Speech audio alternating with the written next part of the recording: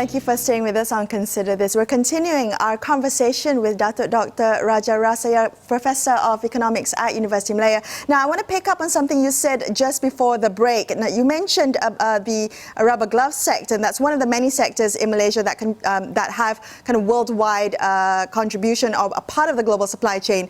What other sectors are you looking at that you consider crucial to the global supply chain that perhaps are in danger of falling behind or losing out because of this MCO, because of this pandemic? Electric and electronics will be another, apart from rubber products. The earlier one on rubber gloves comes under rubber products, but you also have electric and electronics. You have then oleochemicals that are from palm oil and a range of other goods and services, including, say, scientific equipment, aerospace products, automotive products. We have got a number of them. And of course, in some sectors, the share of domestic production is higher, but you still have exporting firms. So I think these sectors need to be addressed. I think there are three important things that one will have to look at in that sort of context. From the information I gather from the practice, it seems like there is an attempt, and I don't have any problems with that we should also look at the COVID crisis as an opportunity to see that we indeed restructure so that we would no longer specialize in low-end activities. I think that's a good idea, but one of the things we need to do is we cannot instantaneously shift from what we are doing now to something else tomorrow. It will take a while. Now, while doing that, we cannot then stop firms that are exporting. In other words, we cannot now kill those golden ducks because we're looking for bigger golden ducks that lay golden eggs. Now, we need to strategize in such a way that we, without dropping them off, we are then will be using this opportunity to move on to those industries that we need to focus on. And in this, I think I'd like to mention the first one, where we've had a trend decline in Malaysian manufacturing, which is the food industry. Even in rice production, for example, milling is part of the original manufacturing in rice production. Much of rice would, of course, come under agriculture. We had 86% self-sufficiency in 1975 under Tun Abdul Razak's administration. Now we have about 70%. Now in Taiwan, they have raised it to 90%. I think these are items that suddenly surface when you have a crisis like this. We need to make sure that the supply of rice over the next 5 years indeed sufficient. Now, why should we then allow the growth, a trend growth in the deficit trade account of food production? We import lots of chilies now. We import all sorts of things now. I think we need to have a plan to ensure that domestic production will address essentials like this all the time. That could be seen as part of the Defense Production Act of the U.S. when they introduced that in Korea. Right. But that's just one, and I think it's an important one, regardless of whether we have a crisis now, because I've seen a trend decline, especially since 1989. We've been suffering from Dutch disease as exchange rates start rising, and how it made imports cheaper and exports more expensive. And the impact of it on smaller farmers has been far more disastrous, debilitating compared to the large plantations that we have. So, Rajah, so what you're suggesting is, and this has been a discussion for some time, the question about food security. Would you apply the same to the question of medical supplies, things like PPE, things that have now become seen as essential that perhaps we didn't think about when we were talking about food security? Should medical supplies also come under or be dealt with in the same way?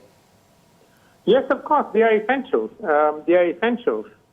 But they are not essential to the point of being in the same demand curves of, say, a staple like rice, because when you have a pandemic, the demand for, say, PPEs will be that much more. But we can all put them together in those essentials and work towards that. And we can even address the question of whether we have research capabilities enough to ensure that we can quickly ramp up innovation and production so that we'll have vaccines to treat the virus. Right. That's an area that I think the whole world, I think, has been caught napping. except for perhaps Cuba, which has been doing relatively well. So I would include that PPE among the essentials, yes. Okay. Well, I want to come back very quickly to what you talked about earlier, about the opportunities that lie in a post-COVID world. How can we look at repositioning Malaysia in the global supply chain as taking advantage of perhaps, moving up the value chain here? What is your suggestion on this? I would say that once we've taken care of those essentials, the part that I mentioned in relation to food, I think we now need to focus on how we upgrade ourselves. Economies become more developed largely because they appropriate more value added for each unit of capital they invest or labor hour they put in. Now, if we take that sort of an analogy, then we are not doing really well, because we are far below countries like Taiwan, Korea, and Singapore. And since we all aspire to see Malaysia as a developed country, we should then focus on how we transform, stimulate technological upgrading so that our economic activities here will shift from low to high value-added activities. Now, to do that, I think we cannot simply abandon those at this time. Right. While we allow existing companies to function, I think we then must see that technologies that make this possible are indeed stimulated. That would include, say, the blueprint in 2009 that the MITI Minister, YB Dara Liking, with Tun Mahathir launching at that time, seeing the introduction of it in such a way that it actually raises value added. It actually sees the use of artificial intelligence either through robots or drones, with the sort of infrastructure that's required, like cloud computing, like digital infrastructure, okay, as well as big data analytics.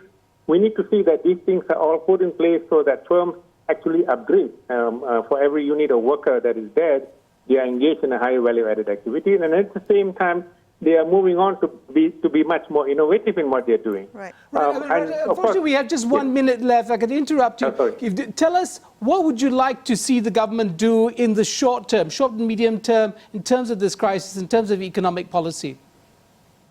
Oh, I would really like to see them making sure that they are in total control over the spread of COVID-19, and then allowing factories and firms to start operating so that the economy doesn't fall. At the moment, the WTO, for example, are predicting that 2020 world trade would fall from between 12 to 32%. And this is not an ideological organization in some ways as far as trade is concerned, because they work on trade statistics. Now, for that not to happen, we need to see the economy starting back, while we are concerned and rightfully we should be making sure that COVID doesn't really spread. Right. Well, thank you so much for speaking with us tonight and helping us think through this topic. Appreciate your time on that. Unfortunately, that's all the time we have on this episode of Consider This. I'm Melisa Idris, with me, Sharaad, Kuttan, signing off for this evening. Have a great weekend, folks. Stay home, stay safe. Thank you for watching, and good night.